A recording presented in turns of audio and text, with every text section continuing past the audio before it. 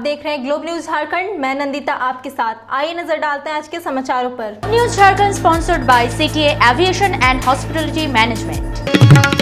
Corona महामारी में जहां लोग अपने आप को सुरक्षित रखने के लिए घरों में कैद है, वहीं कोरोना योद्धा समाज में गरीबों की सेवा के लिए हमेशा तत्पर है। वैसे ही आज जमशेदपुर परसुडी अंचल के जिला परिषद श्री सुदीप्तो दे राणा दे अपने क्षेत्र के सभी पंचायत में गरीबों में खाद्य सामग्री वितरण कर रहे हैं ताकि कोई भी भूखा न सोए। राणा दे के साथ अंचल के बहुसंख्या में लोग इन मुहिम में जुड़े हुए हैं जो हर वक्त राणा दे के साथ रहते हैं। राणा दे ने बताया कि इन कार्यों में सरकार की तरफ से उन्हें किसी भी प्रकार की कोई मदद नहीं मिला है। अपने साथियों की मदद से वे ग्रामीणों की सेवा कर रहे हैं एवं आज हलुदबनी क्षेत्र में ग्रामीणों को खाद्य सामग्री वितरण किए। श्री राणा दे ने बताया कि वह दिन में तो गरीबों की सेवा कर ही रहे हैं और साथ ही साथ शाम के अंधेरे में वैसे परिवारों को खाना आपूर्ति करवाते हैं जो मध्यम वर्ग के लोग स्वयं से दिन के उजाले में खाना नहीं लेते हैं, उन्हें शाम के अंधेरे में वह मदद करते हैं।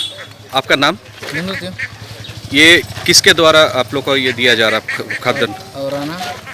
राणा दे कौन है? हाँ, ये आप लोग का गाँव में शुरू से देते आ रहे हैं। इससे आप लोग को सुविधा मिल रहा है। सभी ग्रामवासियों को राणा दे अपना खाद्यान्न सब आपूर्ति करा रहे हैं। आप लोग को सबको दिया जा रहा है ना? आपका ये कोई दिक्कत तो नहीं हुआ लॉकडाउन के? राणा दे पूरा सेवा किया है आप लोग को? ठीक सर, आपका नाम बताइए। मैं सुदीप्तो दे, इस क्षेत्र का जिला परिषद हूँ।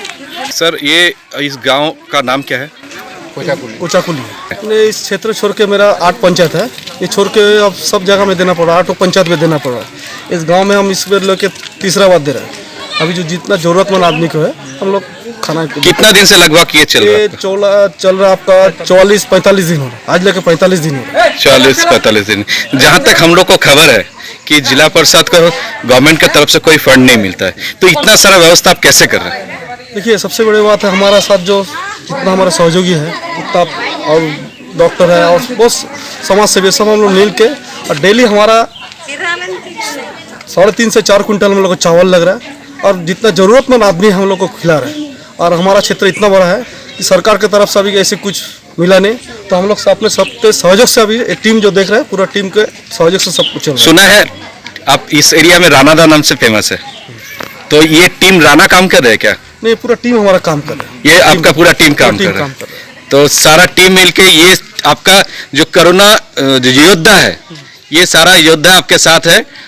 और मैं सबसे पहले तो और बोलना चाहता हूँ, आप लोग का जो ग्लोबल टीवी, मैं बहुत बहुत धन्यवाद देना चाहता हूँ। हमारा पूरा सारे टीम हमारा तरफ से आपको धन्यवाद देना चाहता हूँ कि आप जो कवरिंग लिए, इसके लिए मैं बहुत बहुत।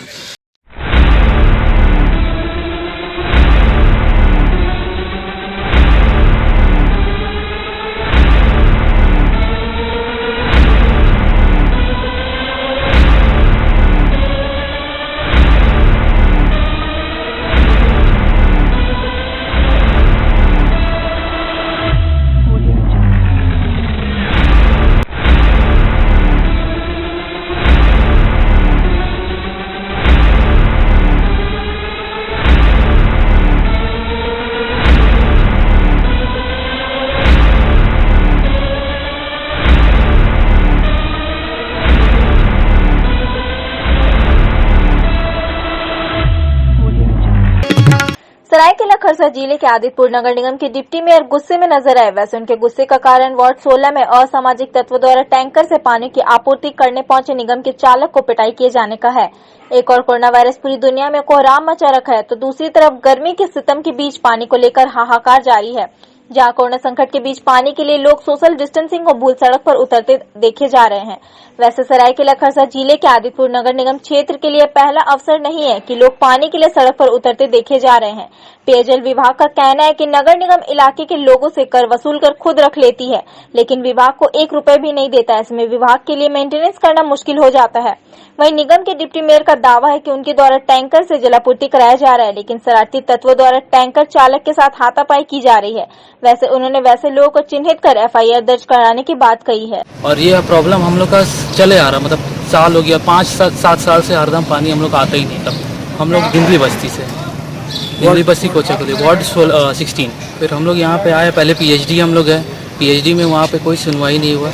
उसके बाद हम लोग यहाँ म्यूनसिपल कॉर्पोरेशन में जाके नगर निगम में जाके हम लोग बोले कि हम लोग को पानी का प्रॉब्लम है। और ये हरदम पिछले बार भी हम लोग कंप्लेन कर चुके हैं यहाँ पे। इवन हम डीसी को भी मेल किए, म्यूनसिपल कॉर्पोरेशन को भी मेल किए, तब भी हम लोग का कुछ पानी का कुछ समाधान नहीं हुआ। तो अभी हम यहाँ बॉबी सिंह के पास आए हैं, तो अब हमारे वो बोल रहे हैं कि वो टैंकर पहुँचाएंगे रेगुलर। जी ऑफिस गए तो सीधा बोलता है 12 दिन बनेगा कि 15 दिन बनेगा, हम लोग को कोई आश्वासन नहीं दिया है। लेकिन हम लोग मजबूरी में इनके पास आए हैं। इससे पहले भी हर जब बार प्रॉब्लम होता हम ही लोग का पाइप पड़ता, हम ही लोग का टैंकर पड़ता, हम ही लोग की तरफ में सब कुछ प्रॉब्लम होती नहीं। हम लोग की तरफ में कोई लाइन में मारपीट नहीं होता है, इसके लिए हम गलत आपको हाँ जो दूसरे तरफ मारपीट हुआ उसका हम लोग जवाबदारी नहीं है। ये हम लोग जितने हैं अपने एक एरिया के आए हैं, हम लोग से कोई मारपीट नहीं। कल भी पानी आया था, हम लोग अच्छा से शांतिपूर्वक सब कोई पानी लिया है। ये घेराव करने नहीं आए, जनप्रतिनिधि है, इलेक्टेड पर्सन है, क्या इनका जो समस्या होगा वो तो आएंगे हमसे मिलने के लिए। इनको पानी नहीं आ रहा था तो उसको हमने तुरंत संज्ञान में लिया। अब पीएचडी से बात किया, अभी एग्जीक्यूटिव ऑफिसर से भी मेरी बात हुई है। उन्होंने बोले कि अभी परिस्थिति को देखते हुए हम आपको बताते हैं कि कैसे क्या होगा। हमने जो इन्हें बात किया कि कैसे भी करके इनकी जो परेशानी है इसको अविलंब माने इसको निदान किया जाए। आज गर्मी के समय में पानी की तो समस्या है ही आदितपुर नगर निगम में, वाटर लेवल नीचे चल जाता है, HYDT हमारा उतना पानी नहीं देता है। और रही बात जहाँ पे अभी पहले क्या था, पहले आदितपुर नगर निगम में उतना पॉपुलेशन नहीं था। अब दिन पे दिन देखिए पॉपुलेशन बढ़ते जा रहा है, लेकिन पाइप का जो साइज है वही है। जो पीएचडी का पाइप है वो हम लोग बढ़ाए नहीं। तो अभी हम लोग इसको मेरे संज्ञान में आया है, इसको हम लोग युद्ध स्तर पे दूर करने का कोशिश करें। चूँकि गर्मी को देखते हुए जो प्रॉब्लम आने वाला था, हम लोगों ने पिछले 2 महीने से लेटर लिख रहा है नगर निगम को। हमारे पास किसी भी प्रकार का कोई भी फंड अभी नहीं है यहाँ इस चीज़ के लिए। पूर्व में भी मुख्य चीफ सेक्रेटरी सर का एक लेटर आया हुआ था कि जो भी नगर निगम के पास रेवेन्यू आता है कलेक्शन का, वो पीएचडी को देने के लिए जो भी जरूरत पड़े। ना मुझे पिछले वित्तीय वर्ष में 1 रुपया विभाग को दिया गया। इस वित्तीय वर्ष में सिर्फ कुछ पैसा दिया गया है केमिकल के लिए, मरम्मती एवं संपोषण के लिए 1 रुपया भी नहीं दिया गया, जिसके कारण हमारे पास फंड का अभाव है, जिसके कारण से हम लोग काम नहीं कर पा रहे हैं। हम लोगों ने इसका 20% जिंदल को भी हैंड ओवर कर दिया था जो लेटर, तो उस समय भी हम लोगों ने कहा कि नगर निगम ही से चला लें। हम लोग हैंड ओवर करने के लिए तैयार भी थे, क्योंकि विभागीय सचिव का आदेश था, लेटर था, हम लोगों ने उसको हैंड ओवर भी कर दिया। रेस्ट के लिए इन लोग की जो आपस में हम लोग की बैठक हुई थी, इन लोग के द्वारा बोला गया कि हम लोग रेस्ट को चलाने के लिए फंड देंगे, और इनके द्वारा बार बार लिखे जाने के बाद भी किसी प्रकार का कोई राशि उपलब्ध नहीं कराया गया, जिसके कारण से हम लोग काम नहीं कर पा रहे हैं।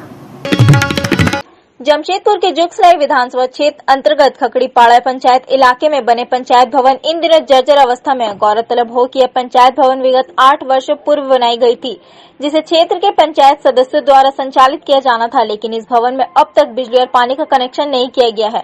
अब तो आलम यह है कि भवन भी जर्जर अवस्था में आ चुकी है। क्षेत्र के जनप्रतिनिधि के अनुसार 8 वर्षों से यह भवन संवेदक के लापरवाही के कारण शुरू नहीं हो पाया है। उन्होंने कहा कि झारखंड सरकार नई बनी है और क्षेत्र में नए विधायक को इस पूरे मामले से अवगत कराया गया है। उन्होंने कहा कि विधायक ने इस मामले को संज्ञान में लिया है और जल्द ही इस पर कार्रवाई करने का भरोसा दिलाया है। ये खकड़ीपाड़ा पंचायत में आता है, हम लोग खकड़ीपाड़ा बस्ती में है, जो आज विगत 8 साल से सब कुछ कंप्लीट हो गया, लेकिन इलेक्ट्रिशियन, पानी का व्यवस्था इसमें कुछ कंप्लीट नहीं है, और छज्जा जैसे गिर रहा है, छत जैसे गिर रहा है। बैठने का व्यवस्था है, लेकिन अच्छा कुछ व्यवस्था इसमें कुछ नहीं। समस्या है कि कोई आते नहीं है यहाँ पे, कुछ पानी का व्यवस्था नहीं है, लाइट का व्यवस्था नहीं है, पंखा चलता नहीं है, वायरिंग किया हुआ नहीं है, सिर्फ ढांचा बन गया है तो बना हुआ है। ये हम लोगों का लोकल का ठेकेदार ये बना रहे थे। अब मोटा मोटी आपका 8 से 9 साल हो गया ये कंप्लीट होते हुए। सीओ बीडीओ सबको बताए थे, डीसी को भी पहले बताए थे। अब झारखंड मुक्ति मोर्चा की सरकार है, हम लोग इसको डायरेक्ट हेमंत सोरेन के वहाँ लिख के और देने वाले हैं, ताकि जल्द से जल्द इसका रिपेयरिंग हो और अच्छा तरीका से सुचारू रूप से इसको चलाया जाए। भले पूरा विश्व कोरोना संकट से जूझ रहा है, झारखंड भी इससे छूता नहीं है। वैसे कोरोना महामारी से लड़ रहे कोरोना फाइटरों में सफाई कर्मियों को सबसे अहम माना जा रहा है, जहां हर दिन सफाई कर्मियों को सम्मानित करने का काम जारी है। इधर कोल्हान के सबसे बड़े सरकारी अस्पताल के सफाई कर्मी वैश्विक संकट के इस दौर में एक बार फिर से पुराना राग अलापते नजर आए, जहाँ इन सफाई कर्मियों ने राज्य सरकार से अस्पताल की क्षमता को देखते हुए यहाँ सफाई कर्मियों की संख्या बढ़ाए जाने के साथ सभी कर्मियों को नियमित करने की मांग दोहराई है। आपको बता दें कि यह इनका काफी पुराना मांग है। वैसे एक समय इस अस्पताल में करीब 150 के आसपास सफाई कर्मी हुआ करते थे, लेकिन आज मैं 40 सफाई कर्मियों के भरोसे यह अस्पताल चल रहा है। हालांकि इन्होंने राज्य के स्वास्थ्य मंत्री से अपनी मांगों पर विचार करने की अपील की है। 2019 तक सफाई कर्मचारियों की संख्या लगभग 120 थी, जिसको एकाएक घटाकर फरवरी 2019 में 40 कर दिया गया। इतने बड़े 600 बेड के अस्पताल में 40 कर्मचारी 3 पाली में काम करते हैं, तो लगभग 10 से 12 कर्मचारी प्रत्येक पाली में होते हैं। और इस संख्या में भी हम सभी कर्मचारी अपना दिन रात एक कर अतिरिक्त कार्य का बोझ लेकर भी काम करते आ रहे हैं। लगातार संक्रमण काल में भी हम काम करते आ रहे हैं। कोरोना जैसी वैश्विक महामारी के दौर में इतनी बड़ी संख्या में यहाँ मरीजों का आना जाना है और इतना माने संवेदनशील समय है। इस संवेदनशील समय में भी हमारी पुरानी मांग जो लगातार हम करते आए हैं कर्मचारियों, सफाई कर्मचारियों की संख्या बढ़ाने के लिए, लेकिन सरकार ने इस ओर अभी तक रत्ती भर भी परवाह करना जरूरी नहीं समझा। उसके बावजूद भी हम इस संक्रमण काल में हमारे माननीय प्रधानमंत्री के आदेश पर या उनके निर्देश पर अपना जी जान लगा कर रखा है। और अब भी हम राज्य सरकार से आग्रह करेंगे, स्वास्थ्य विभाग से आग्रह करेंगे कि अब तो वो समय आ ही गया है कि आप ध्यान दें, वरना कोरोना से नहीं ये कर्मचारी अतिरिक्त बोझ, काम के बोझ से दबकर मर जाएंगे और इनका आगे कुछ भी नहीं होने वाला है। अगर अभी संख्या नहीं बढ़ाई गई तो इस काल के बाद हम विवश होंगे, हमारे समक्ष कोई भी विकल्प नहीं होगा। हम अपने प्राण को बगैर कोरोना के ही त्यागने को विवश होंगे।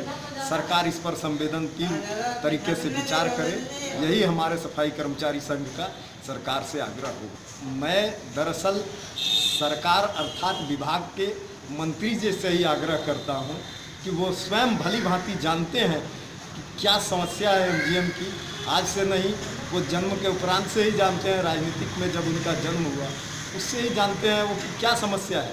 और हम मंत्री जी से यही आग्रह करेंगे कि थोड़ा गंभीरतापूर्वक विचार कर तत्काल इस समस्या का निदान निकालें, वरना सफाई कर्मचारियों की जिंदगी सुरक्षित नहीं है। कोरोना संकट के बीच एमजीएम अस्पताल में अव्यवस्था का माहौल कम होने का नाम ही नहीं ले रहा है। वैसे मामला 2 दिन पुराना है, जहां बिच्छू के डंक से घायल सीताराम डेरा थाना अंतर्गत छायानगर की रहने वाली विमला डे को परिजनों ने इलाज के लिए लाया था। बताया जाता है कि महिला का अब तक ट्रीटमेंट शुरू नहीं किया गया है, जिससे परेशान महिला के परिजनों ने अस्पताल में जमकर बवाल किया एवं अस्पताल में रखे फर्नीचर को भी उलट दिया। साथ ही ऑन ड्यूटी नर्स के साथ मारपीट भी की। उधर हंगामे के बाद अस्पताल के कर्मचारी हरकत में आए, लेकिन तब तक महिला की मौत हो चुकी थी। हालांकि महिला के परिजनों के आक्रोश को देखते हुए इसकी आधिकारिक पुष्टि अस्पताल प्रशासन द्वारा नहीं की गई। वहीं आक्रोशित परिजनों को समझाने में अस्पताल में मौजूद सुरक्षाकर्मी जुटे हुए हैं। इसको बिच्छू काटा गया हुआ था, इसको 11 को काटा गया हुआ था। डॉक्टर को बुलाया, डॉक्टर कोई सुनवाई नहीं है, डॉक्टर पे कोई सुनवाई नहीं है। आ रहा डॉक्टर कौन आ रहा पता नहीं, दूर से खाली देख रहे हैं, दूर से देख के चले जा रहे, ना कुछ बता रहे कुछ नहीं। अभी तक डॉक्टर जान चल गया पेशेंट का, पर भी डॉक्टर नहीं आया। विमला डे 11 तारीख को काटा गया हुआ था। थोड़ा सीरियस था तो हम डॉक्टर दोनों को बुलाने गए। डॉक्टर आए, उसके बाद बोला हम लोग को ईसीजी कराना होगा। उसके बाद सर दोनों ईसीजी मशीन लाने गए। उसके बाद आया कि यहाँ तोड़फोड़ करने लगा। फिर हमको पीट रहा था, सिस्टर को लगा, फिर पेशेंट का अटेंडर। उसके बाद उसका बहन कौन है उसको लेके गया। चोट तो हल्का सिस्टर को लगा और कुर्सी सब तोड़ ये पटक दिया है। कोरोना संकट के बीच 1 जून से शहर के सरकारी स्कूलों को खोलने का फरमान जारी कर दिया गया। वैसे 1 जून से 8वीं से लेकर 12वीं तक के कक्षाओं को संचालित करने का आदेश शिक्षा विभाग की ओर से जारी किया गया है। साथ ही 15 जून से पहली कक्षा से लेकर आखिरी तक खोले जाने का निर्देश दे दिया गया है। इस संबंध में पूर्वी सिंहभूम जिला शिक्षा अधीक्षक विनीत कुमार ने बताया कि विभागीय प्रपत्र उनके पास आ गया है और उन्होंने सभी स्कूल को इससे अवगत करा दिया है। वहीं उन्होंने बताया कि इस दौरान 15 से ज्यादा बच्चे को एक कमरे में नहीं बैठाने का निर्देश दिया गया है। इस दौरान पानी और साबुन का नियमित प्रयोग स्कूलों में होना अनिवार्य रहेगा। साथ ही एक शिक्षक लगातार 2 पालियों में क्लास लेंगे। वहीं जिला शिक्षा अधीक्षक ने निजी स्कूलों के संबंध में सख्त निर्देश देते हुए कहा कि उनके द्वारा सभी निजी स्कूलों को पत्र लिखकर निर्देशित किया जाता है कि लॉकडाउन की अवधि में निजी स्कूल अभिभावकों पर किसी तरह का अनावश्यक दबाव नहीं बनाए। वहीं उन्होंने बताया अभी भी उनके पास कुछ अभिभावकों की शिकायतें आ रही है। ऐसे में उन्होंने फिर से निजी स्कूलों को पत्र लिखे जाने की बात कही। अभी प्रधान सचिव सर का पत्र आया है, माने शिक्षा विभाग से पत्र आया है। 1 जून से वर्ग 8 से 12 चलेगा, 8वां से 12वां तक, और 15 जून से 1 से 7वां। एक रूम में 15 बच्चे से अधिक नहीं रहेंगे। सोशल डिस्टेंसिंग का पूरा ख्याल करना है। स्कूल में पानी साबुन रहेगा बच्चे को हाथ धोने के लिए, और एक टीचर जो क्लास में घुसेंगे तो 2 घंटी करेंगे लगातार। यही अभी तक का निर्देश है। अब फर्दर और कल परसों में निर्देश आने वाला है। उन्हें चिट्ठी दे दिया गया है उन लोगों को, और उसमें मेरे संज्ञान में भी है कि कुछ स्कूल दबाव डाल रहे हैं। उस समय फिर मैं एक पत्र देता हूँ कि दबाव गार्जियन पर नहीं डालें। जमशेदपुर में मानवता एक बार फिर से शर्मसार हुई है, जहां एक सौतेले बाप ने अपनी 6 वर्षीय बेटी को लात घूंसों से पीट कर मौत की नींद सुला दिया।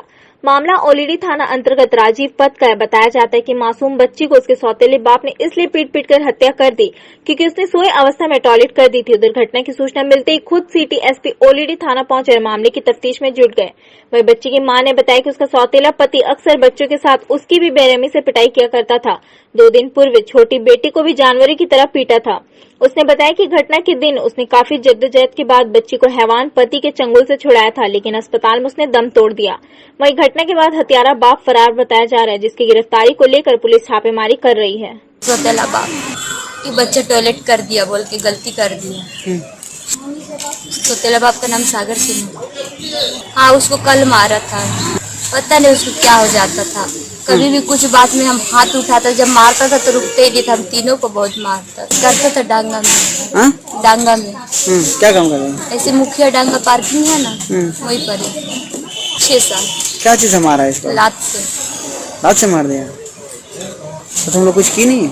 हम हटा रहे थे, हटाए तब जिंदा थी, फिर पानी में इसको पिलाए और लेके गया हॉस्पिटल, तब डेथ कर गई। समाधान शिक्षादान की नई पाठशाला में झरिया के अलग अलग क्षेत्रों में समाधान टीम द्वारा छाता से सोशल डिस्टेंस लोगों को सिखाया गया। इस वैश्विक महामारी कोविड-19 से बचाव के लिए इस तरह के जागरूकता अभियान समाधान टीम द्वारा निरंतर किया जा रहा है। आज झरिया स्थित चिल्ड्रन पार्क सब्जी मंडी में लोगों को ठेले वाले दुकानदारों को छाता देकर खरीदारों से अपील किया गया कि छाता लेकर ही खरीदारी करें और आगे से अपने घर से स्वयं छाता लेकर ही निकले। इससे लोगों को इस गर्मी के मौसम से धूप से बचाव के साथ साथ कोरोना वायरस से सोशल डिस्टेंस बनाकर बचा जा सकता है। लोगों ने भी महसूस किया कि छाता के माध्यम से स्वयं ही सोशल डिस्टेंसिंग का पालन हो जा रहा है। आज के इस जागरूकता अभियान में समाधान के संस्थापक श्रीमान चंदन सिंह समेत बिट्टू सिंह, रविंद्र वर्मा, उत्तम सिन्हा, अशोक ठाकुर, रवि कुमार आदि मौजूद रहे। नई दिल्ली से एसी स्पेशल ट्रेन गुरुवार की सुबह धनबाद स्टेशन पहुंची। स्टेशन पर 118 यात्री उतरे।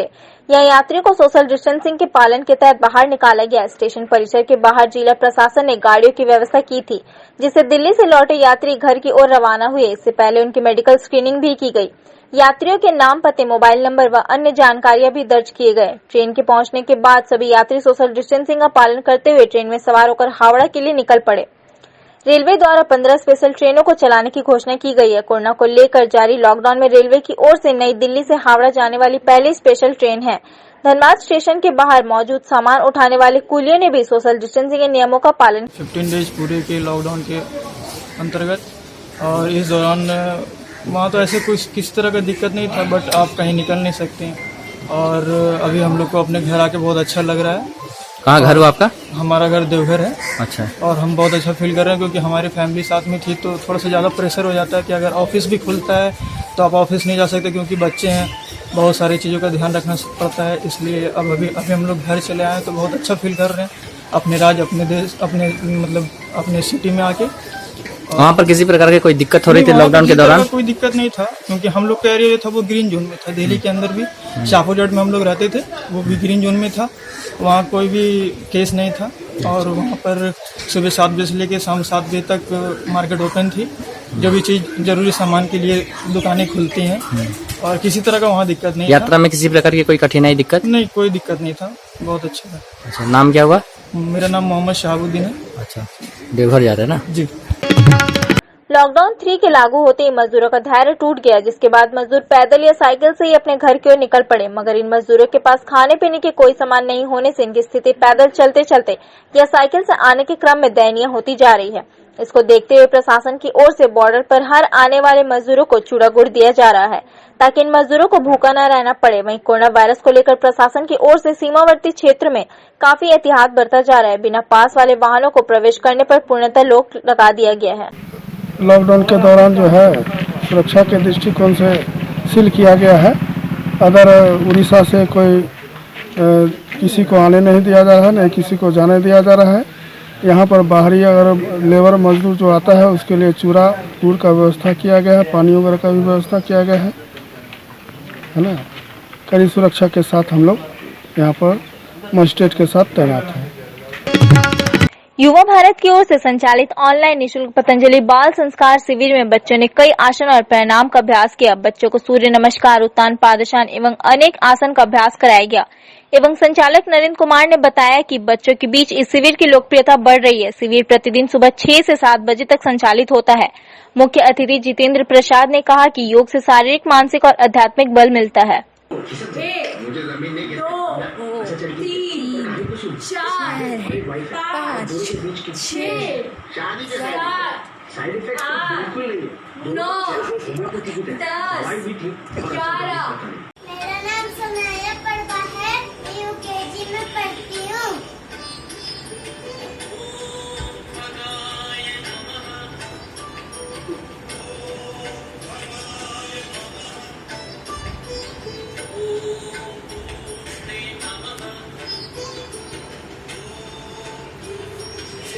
One, 2, 3, 4, 5, 6, 7, 8, 9, 10, 11, 12। नमस्कार। पतंजलि युवा भारत द्वारा बच्चों के लिए ऑनलाइन निःशुल्क बाल संस्कार शिविर का आयोजन टेल्को शाखा के माध्यम से विगत 10 मई से 24 मई तक की जा रही है।